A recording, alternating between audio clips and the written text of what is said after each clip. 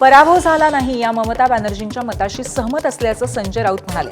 ममता बॅनर्जींना सत्तेत येण्यापासून रोखणं हेच भाजपचं टार्गेट असल्याचा आरोप त्यांनी केलाय। राजीनामा न देण्याचा हा आंदोलनाचाच भाग असल्याचं त्यांनी सांगितलं। तर ममता बॅनर्जी यांनी मुख्यमंत्रीपदाचा राजीनामा दिला नाही तरीही फरक पडत नाही, जनमताचा सन्मान त्यांनी कधीही राखला नाही असं म्हणत भाजपचे मुख्य प्रवक्ते नवनाथ बन यांनी त्यांच्यावर टीका केली आहे। की हा पराभव झालेला नाही या मताशी आम्ही सहमत आहोत। ज्या पद्धतीनं पश्चिम बंगालमध्ये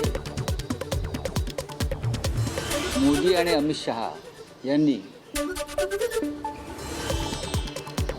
इस्रायल युद्धाप्रमाणे परिस्थिती निर्माण केली, ममता बॅनर्जी यांचा पराभव यावेळेला करून दाखवायचाच या एका जिद्दीनं आणि एका ईर्षेनं, द्वेषानं ही निवडणूक लढवून ममता बॅनर्जी यांना सत्तेत येण्यापासून रोखलं। त्या जिंकलेल्याच आहे, ते खरं आहे। त्यांनी असे सांगितले मी राजीनामा देणार नाही कारण मी विजयी झालेले आहे। मी राजीनामा देणार नाही हा त्यांच्या आंदोलनाचाच एक भाग आहे। एखाद्याला नोकरीमधनं काढून टाकल्यानंतर मी राजीनामा देणार नाही अशी भूमिका घेतल्यानंतर त्या राजीनाम्याला काही अर्थ नसतो।